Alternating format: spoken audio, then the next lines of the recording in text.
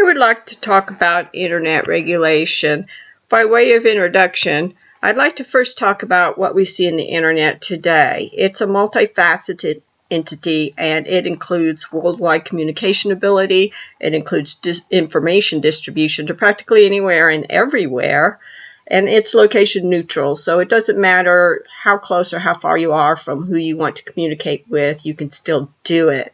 What it does is it represents an example of continuous commitment to and investment in research and development. And I think the continuous commitment to research and development is an important part of keeping the Internet alive today.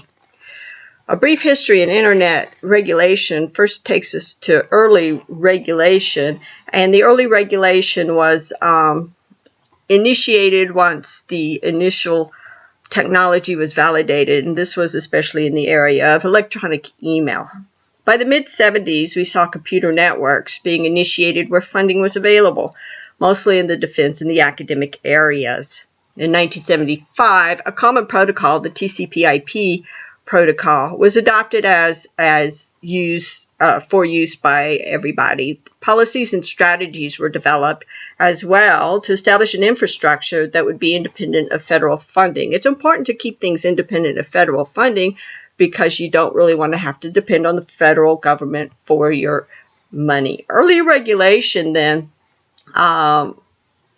was influenced by the federal government to begin with because of the common dollars that were used to set up the early common infrastructure.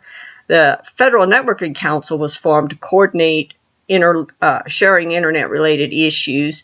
And in the international arena, the Coordinating Committee on International Research Networking initiated agreements as well. These started as early as 1988, and the federal agency also enacted other policy decisions of this sort that were key in shaping today's Internet.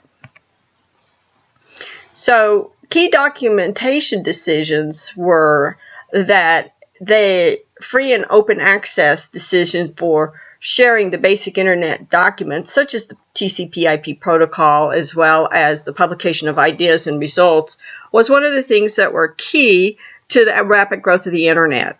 In the early years, open access to the request for comments, which was the informal way to distribute ideas with other network researchers, enabled Internet growth because it allowed the actual specifications to be used by inventors and to be used in classrooms so that everyone could be working on the same thing. They were all on the same page. And this also enabled rapid development of new ideas, systems, and protocols.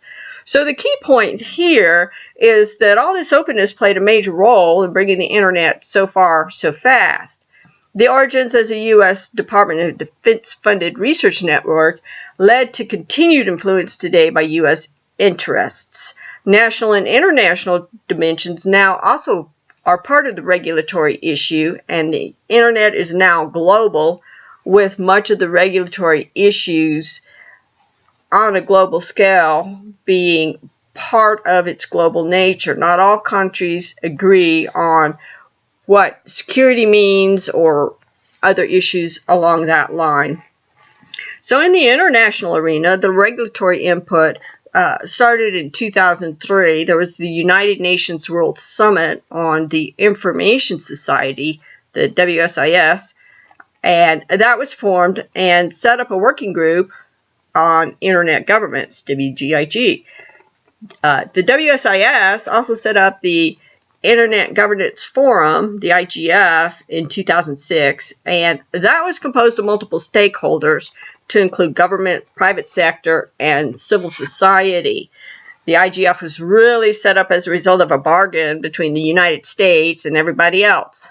And it was founded on the belief that issues could be discussed with all the stakeholders.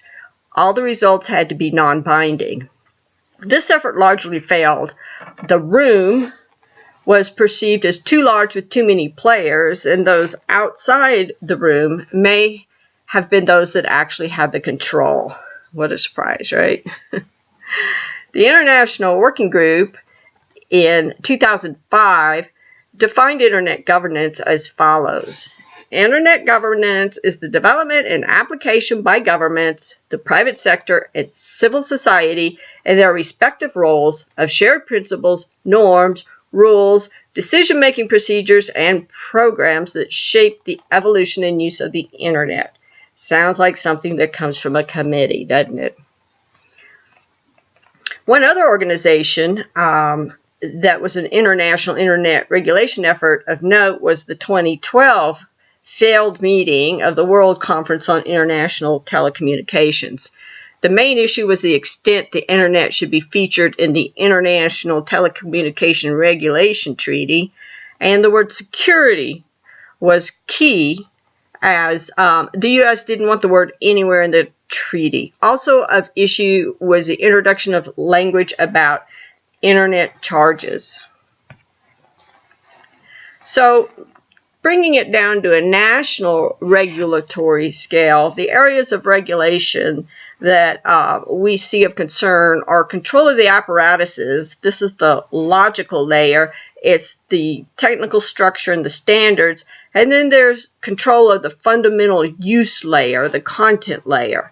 So after a brief look at the ethical issues affecting the content layer, the focus of this discussion will be on regulations of the control of the technical features and the ethical issues that arise from that area.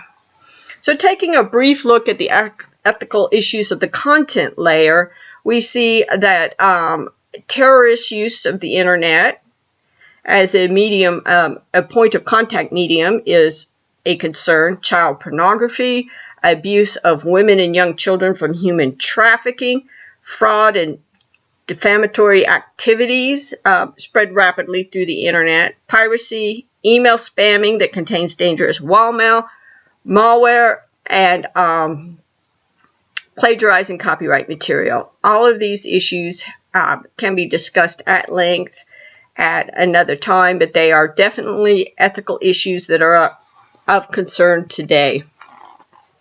So, looking at the control of the apparatuses, it's good to note that a key aspect regarding control of the way the infrastructure interacts is the way the pieces of the information are treated. Who gets to go first? At what speed is the content processed? By paying more money, will certain services move to the head of the line and get the faster speed? Who has to go to the back of the line and at a slower speed? What if the content a consumer wants to watch is in competition with the content the Internet service provider offers? What if the software a consumer wants to use is in competition with software offered by the ISP? These are all issues affected by open Internet / net neutrality and Internet regulation. So looking at the key stakeholders, here are some examples. Your Internet service providers are entities like Comcast, Verizon, or Vodafone. Your content providers are entities like Amazon, Facebook, Google, Netflix, Skype, etc. And then there's the end users, and that's you and me. So looking a little bit more in depth at the end users, there are 4 different types that were identified by OO. And those 4 types are your web browsing and your email user, and he's low bandwidth and he can tolerate some delay. Then there's your users that do the video downloading, and that can employ high bandwidth, but it also can tolerate some delay. Your third type of user is your voice over IPT, video talk, video streaming, and multiplayer gaming user. That employs high bandwidth, and the quality declines with delay. Peer-to-peer applications is the 4th level, and that's high bandwidth, and it can tolerate delay, but it can also impose delay on others. So the concept of the open Internet, the terms open Internet and net neutrality are interchangeable. According to Choi, net neutrality is the principle that all packets on the Internet must be treated equally in their delivery without discrimination and charges regardless of its content source, destination, and type. And if you don't know, internet information is not delivered bit by bit by bit. It's packaged into packets, and software is moved around with that concept. Greenstein defined net neutrality as prohibiting payments from content providers to internet service providers, and that would be done through pricing prioritization, and we'll look at that in the next slide. And then they also defined it as prohibiting prioritization of traffic with or without compensation. So an example of pricing prioritization can be seen in 2014. Comcast, who was an ISP, an internet service provider, asked Netflix, a service provider, to pay for speedier and more dependable access to its subscribers. Netflix then charged its customers more for the movie they requested, and Comcast raised its broadband fee payment for the enhanced service. So as you can see, it was kind of a domino effect for the increased pricing. Concept of open internet, according to the FCC, the open internet means customers can go where they want, when they want. They can demand more and better broadband, and innovators can develop products and services without asking permission. Y'all believe that? The FCC issued an open internet order in 2010 as its initial attempt to secure net neutrality. The order has faced many legal challenges by Comcast and Verizon and other internet service providers, and the U.S. Court of Appeals for the D.C. Circuit has ruled that the FCC overstepped its authority. In February 2015, the FCC adopted a new rule by reclassifying high-speed internet service as telecommunications services rather than as an information service. This allows the FCC to get around the legal issue of its authority and treat the service as a public utility. So because of this new ruling, according to Cho, net neutrality is now the most important regulatory issue since the inception of the internet. Some of the researchers suggest that the main problem with data treatment is by ISPs, in that users are affected by the waiting times of data delivery, since ISPs have incentive to offer content providers different priority. How do they do that? Is this the best speed to the highest bidder? Net neutrality regulation does not allow these differing priorities. The incentives by ISPs to offer content different priorities is through pricing. Research shows that pricing of traffic on the internet is the subject of intense debate between contrasting views of how the physical network operators should treat various content and of the relationship between content providers and ISPs which manage the network. No surprise there. So there's levels of net neutrality, and as you can see, net neutrality can mean different things to different entities. Research cites that there are 5 levels of neutrality, and this goes from strict identical treatment of every data packet, total net neutrality, to different treatment and service for data packets with the same priority, no net neutrality. So there's a range that occurs. A closer look at both sides of the issue, looking at the pros and cons, will bring light to why there is so much discussion about that issue. A closer look may also uncover opportunities for unethical behavior.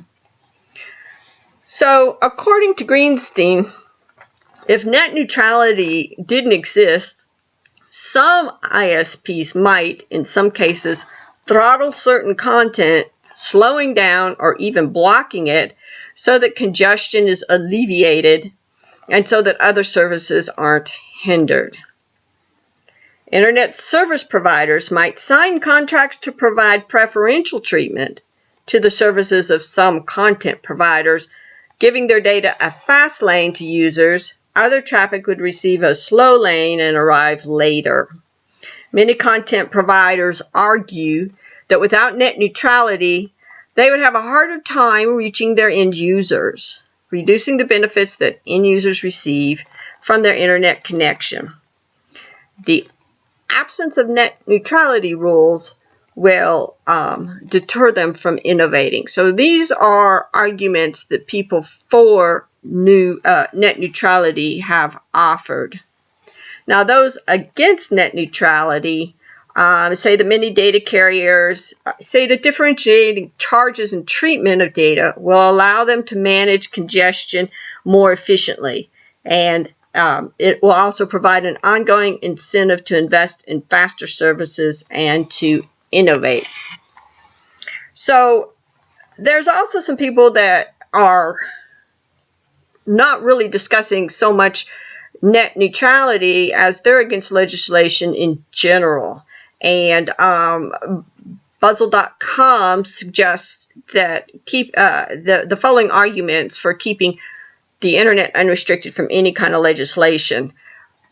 Regulation automatically means information flow is restricted, is one of their points. Another one is information is not as freely available since it could be withheld. A third one is abusive and illegal activity would only cover their tracks better. And the fourth is that proxy servers with fake IP addresses would be able to get around any kind of information block anyway. So it doesn't, their point is it doesn't do really any good. Now, as a side note, I want to just give a nod to regulation in the arena of internet censorship. That's not really the point of this presentation, but it is an issue that's out there as far as ethical internet regulation. Advocates of censorship see it as necessary on the internet, just as other mass media is censored, such as print, radio, TV, and films. The reasons range from keeping the exploitation of children to a minimum to lessening the spread of drugs through the drug cartels and the spread of their membership recruitment. The tracing of criminal activity online would be impossible without censorship, is one of the points that they bring up. Those against internet censorship see it as a violation of privacy and see regulations as only leading to government control, which can infringe on basic human rights. So looking at our current legislation, by 2010, the FCC had an open internet rules ruling, but that legal venue was taken to court and found legally lacking. So the FCC officials settled the legal question by deciding that the internet was no longer an information service, but rather it was a telecommunications service. This change made the internet subject to the Title II of the 1934 Communications Act. That's going way back. This act expanded regulators' powers since it required ISPs to act in the public interest. Let me do you a favor, is what the government is saying. I want to take care of you. Also, it allowed FCCs to find companies, the FCC to find companies employing unreasonable business practices. And the FCC states it won't apply this section of Title II that has to do with price controls. Yes, I believe that. So the FCC regulation itself says that it acknowledges that the 2010 Open Internet rules had limited applicability, and they're looking specifically at mobile broadband.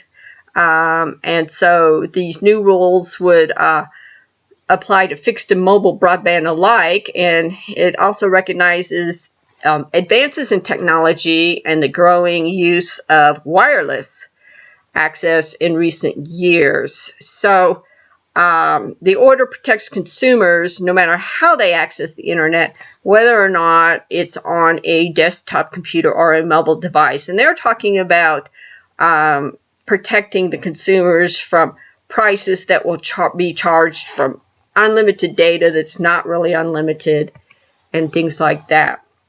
Also in the FCC regulation are the bright line rules, and these are 3 rules that ban practices that have been of issue. The first one is no blocking. Broadband providers may not block access to legal content, applications, services, or non-harmful devices. The second rule is no throttling, and that is where you can't impair or degrade lawful internet traffic on the basis of content, applications, services, or non-harmful devices. And this might occur in the case that an ISP has a software program or something of that kind that competes with something a user may prefer to use. The third one is no paid prioritization. Broadband providers may not favor some lawful internet traffic over other lawful internet traffic in exchange for consideration of any kind. And this is where they're saying no fast lanes. And it also bans ISPs from prioritizing content and services of their affiliates. So you can't give preferential treatment to one of your subsidiaries. The bright line rules against blocking and throttling will prohibit harmful practices that target specific applications or classes of applications. And the ban on paid prioritization ensures there will be no fast lanes. So, comments on the current legislation. Some of the comments that were issued the same day that the policy was issued was the plan is aimed at barring service providers from creating fast lanes on the internet. This is from the chairman, Tom Wheeler. And he goes on to say the rules put the internet in the same regulatory camp as telephone by classifying it like a public utility. ISPs like Comcast or Verizon have to act in the public interest. Don't ask me who's going to define what that is. So looking on one side of the comments about this, Republican Commissioner I.G. Pye noted that the policy represents a monumental shift to government control of the internet, noting that there's going to be a litany of negative consequences. Rates will go up, broadband service will slow. Even though a decision to apply service fees to the internet has been deferred, it opens the door to billions of dollars in new taxes. Such regulation in Europe led to less investment and slower speeds. The internet is not broke. There is no problem for the government to solve. Additional comments. Republican Michael O'Reilly called the plan a monumental and unlawful power grab. Other Republican lawmakers say the proposal is an antiquated solution that would hurt, not help, internet innovation, and that's because they've gone back to a law from 1934. Senate Majority Leader Mitch McConnell says the administration needs to get beyond its 1930s rotary telephone mindset and embrace the future. Okay, so the Democrats on the commission hailed the plan, calling charges that the plan is a secret plot to relegate the internet is nonsense, adding that new rules were no more a plan to regulate the internet than the First Amendment is a plan to regulate free speech. So let's look at some of the ethical reasons for the new regulation. One of the paragraphs in the order mentions that ISPs cannot unreasonably interfere with or unreasonably disadvantage the ability of consumers to select, access, or use the lawful content, etc. So ISPs were inhibiting the consumer's ability to have freedom of choice for content, application, services, etc. Another ethical reason for the new broadband regulation is that the broadband providers were not transparent in their pricing, their data caps, their network performance during busy times. So this will help to alleviate that as well. So I hope you have learned something interesting, and I want to thank you for your time and for your attention, and I hope everybody has a good day. Thank you.